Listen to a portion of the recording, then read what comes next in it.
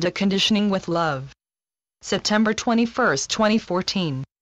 Every person is born uniquely different. Even if you find some dear souls having close similarities to yourself, they all come with their own unique potential, with their own gifts and naturally born talents. The moment children are born, parents begin grooming the child according to their own wants and needs. They begin conditioning the child to act a certain way, and sometimes the conditioning done is destructive and can create unnecessary suffering. There are many parents with the conception that children, while they are young and able to be manipulated, are there to serve their parents. Children are a blessing, a gift of love to be cherished. They are the parents' opportunity to demonstrate unconditional love and compassion, to grow with the child, not just grow the child. Every dear soul wants to live a happy, peaceful life, yet this desire often gets unfulfilled as you meet challenge after challenge, making it difficult to see anything more than resentment and despair. Depending on the severity of your conditioning and how much harm it brought, seeking happiness and love could easily bring along a path that is harmful and potentially destructive. Many dear souls with severe conditioning by their parents or caregivers have difficulty sustaining any love they find, as they never were taught to love themselves, to be kind to themselves, and to treat others with the same love and kindness.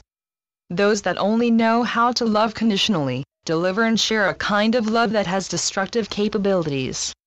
Conditional love is a kind of love that is like a favor. It works on self-esteem and many times pride.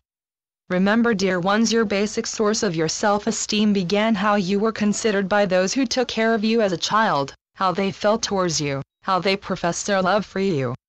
If a parent themselves had parents that did not value themselves, they were brought up on that concept also, that as children, that little person did not receive equal respect as an adult would.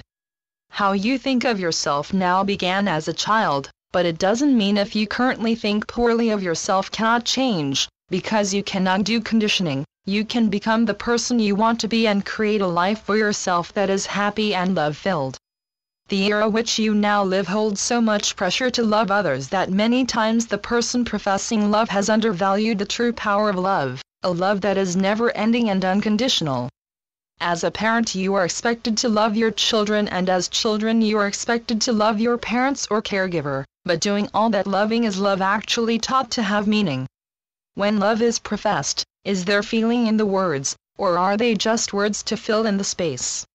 When working with such strong feelings such as love, there needs to be understanding of what the word and feeling means, and not to throw around the sacred words, "I love you," at a drop of a hat. And the truth is, dear ones, many times the people you are conditioned to love, forced to love, told to love, are the very people you may not like.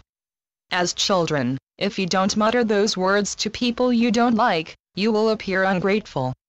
This kind of conditioning is harmful to the formation of young minds and to the development of those young minds into adulthood. You live in a society that is so focused on loving that the truth of the heart is often compromised. To live from the heart, from a place of love, is not a forced way of living. It is a way that offers freedom from destructive childhood conditioning. It allows the person to be drawn to others that have similar likes and dislikes, and it helps to nurture the love that is present that brought the experience, to unfold deeper potentials of self-discovery, to nurture, to love, to be kind, and so forth, but all with meaning that offers fulfillment, happiness, and peace. When love is conditioned, it creates a spiteful way of living, based on demands for affection. It is not healthy and it is not pure from the heart. Love that comes with conditions also comes with the threat of abandonment, which means not being loved at all. Conditional love is a selfish means of controlling another dear soul for their own egoic purpose. Conditional love disempowers your self-esteem. Your self-worth becomes critical because everything you do is for someone else, and only if they approve you feel worthy. There are many love-starved adults in the world that have not figured out they are worthy and lovable and capable of loving from the heart. Changes are needed to see this. A major change, a development, or serious situation has to occur before changes can be implemented. Life-changing alterations can only occur when something has happened for you to see the harm of a certain lifestyle or way of being. where the light goes on that you deserve to be treated better and to break the chains of your conditioning. Even though most people were never taught about feelings, empathy, how to develop healthy relationships, or what true value means within a family, you can still learn to be who you really want to be by learning to control your mind and learning who you are, to take yourself away from all negative conditioning and see yourself pretty much naked. Then what do you see? The answer is you. Just you, ready to look at the world with new eyes, with a new, fresh perspective, a person that is open to new challenges, new directions, and has learned to love themselves just as they are, knowing there are yet weaknesses to work on, but focusing on the strengths for empowerment and inspiration. In order to heal yourself from negative or harmful conditioning, it is important, dear ones, to comprehend what it means to nurture, to love from the heart, and to give unconditionally kindness and appreciation. Don't become a prisoner of your own mind. Free yourself with love. We know learning to love yourself is not an easy feat when you have been taught to serve others. When you love another, you are sharing a part of yourself, demonstrating without words that you do care about their uniqueness. You have no desire to change them, but you do wish to grow with them, to learn together from each other. Love is beautiful and infinite. When it comes from the heart, there are no conditions, as it is unconditional. When you are healing yourself, developing your inner self and growing into the person you wish to become, you are nurturing yourself for the sole purpose of growth, to becoming better than you once were. And when you nurture another with love, it is for the same reasons, but the experience is no longer solo, it becomes a shared experience. There is no jealousy or competition, there is only encouragement, compassion, and enthusiasm for one another. Try envisioning that the dear soul you wish to share your unconditional love with as a very rare and delicate flower. This rare flower requires tender, loving care in order for it to develop and to bloom properly in all its color and heavenly fragrance. Flowers are considered as blessings, they bring about smiles and laughter, and they are appreciated by many. Now take this idea or concept when you are nurturing another person, see them as delicate flowers in need of upliftment, love and care. As you nurture another dear soul with such care, you are also nurturing yourself, which is just as important. If you think about it, a newly born child is also a flower. He or she is in need of nurturing, to be grown and developed with pure love and care at each step. You never ask the flowers that you have grown to be anything more than the flower that they are. You appreciate it for what it is. Even if it grows missing a petal or doesn't quite grow the right color, you don't destroy it, you continue to care for it with love and focused attention. Each person, young or old, is a flower to be appreciated, to be loved and cared for. In order to make the changes you are about to bring that will help you overcome any conditioning you have been brought to live by, you must first begin to understand that you are not your mind, you are not your thoughts, and most definitely you are not your feelings. Become the observer of your mind, explore what you find, uncover truths, and learn that as you develop your awareness and wake to your true self, that you, dear ones, are consciousness, you are love, and you are very much capable of giving and receiving pure unconditional love and compassion, and not just occasionally but always. When you become the observer of yourself, it is important to observe with a burst of attention, to look without judgment, to look for the potential and opportunity to learn, to grow, and to change what is not liked. Any changes you make are done by you and never by anyone else. They are your responsibility to see them through. Yes, the going may get a little tough and you might find yourself facing some truths or difficulties, but you will rise above them stronger and more knowledgeable. Stop comparing yourself with others, stop badgering yourself to be this or that, and start being you. Make your consciousness become a tool, become more aware of your whole self and the world around you. Don't allow fear to prevent you from displaying real compassion for yourself or towards others. It takes time to heal and to overcome conditioning. Be gentle with yourself.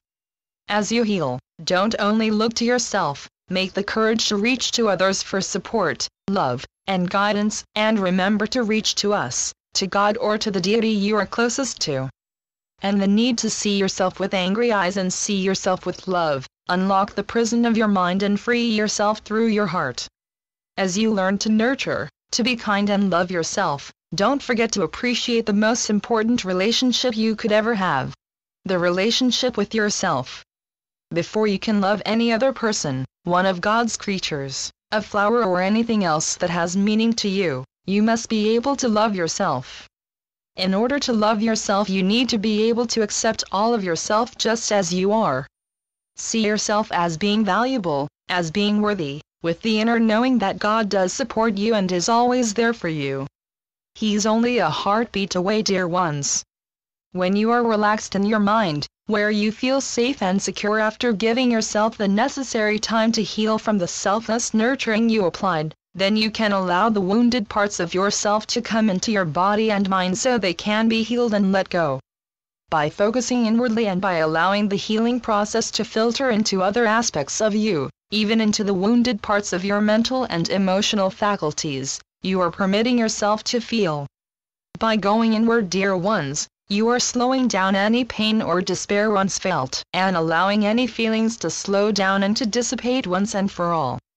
You are able to then see how pure, unconditional love can heal all that you may have blocked, refused to admit, all that has been restricting you to love and to be at your full potential. You have the ability, dear ones, always have to free yourself of any painful moment.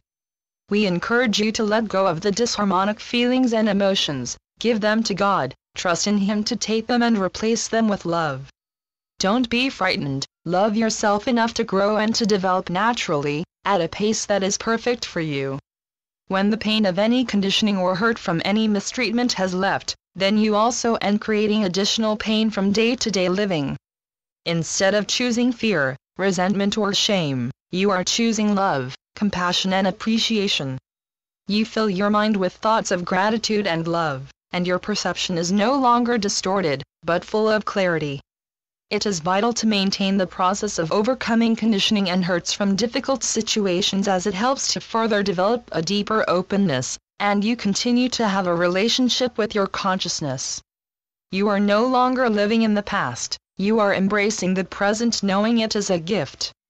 You are not feeling absent of being left behind, you are feeling connected, and you are able to feel and know that you have an unlimited reservoir of love, and it comes from within you. If you ever doubt this inner well of love, simply seek God. He will illuminate the path back to your heart, which is forever joined with His. You will come to the conclusion, dear ones, that as you go within yourself for nurturing, for growth, change, and to learn who and what you want to be, you discover that there truly is a flower there of great beauty and of great value, one that is divinely unique and special, and that flower is you. I am Melchizedek through Julie Miller. spiritualnetworks.com